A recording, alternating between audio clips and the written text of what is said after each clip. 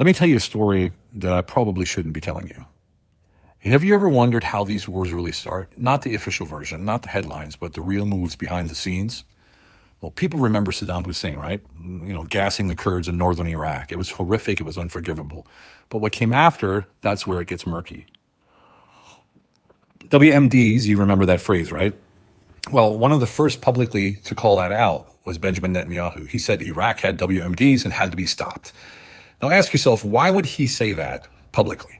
Because what I was told by someone who knows this is the nerve gas Saddam used on the Kurds, it didn't come from Iran. It didn't come from Saddam's labs. It came from the West.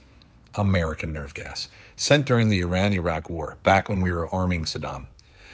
And when he used it, he threatened to go public. He said, if you keep pressuring me, I will tell the world where I got this stuff. So what happened? Netanyahu goes public, says WMDs must be found. Now America's forced to act, not to find them, but to remove them before the world found out they were ours. So we invaded, found nothing. Why? Because we already cleaned it up. That's the real story behind the Gulf War. And I know because I was there. I remember the weapons, the whole weapons cache. I remember the orders to blow it up. And I remember the mist that rained down on us afterwards. Sarin and cyclosarin nerve gas agents. Our alarms went off. We were told they were malfunctioning. Guys like me were collapsing, couldn't walk, lost bowel control. They called it dysentery and told us to hydrate and to rest. We knew it wasn't dysentery, but what the hell were we supposed to do? We were soldiers.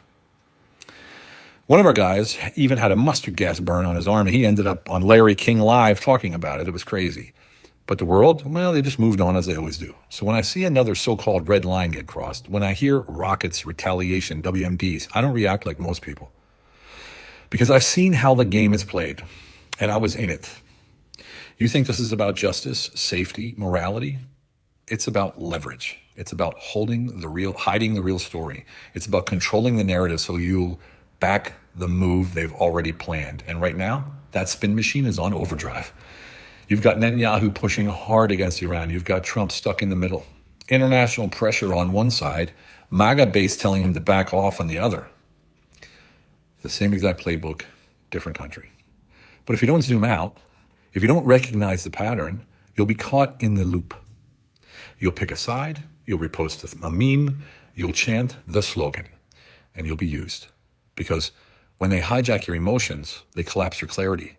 It's a formula, a rhythm, a repeatable equation. So no, I'm not choosing sides. And that doesn't mean I'm letting the aggressor move. You've got to know who the aggressor actually is first, don't you? And depending on how far back you go, that answer always changes. So be careful with your certainty. Because the question isn't who's right. The question is, what kind of world are we creating? A world ruled by weapons, press, and lies? Or one where truth finally matters? Because if we don't start asking the right questions, we'll stay trapped in the same blueprint, watching the same scene play out, just with different actors and different flags.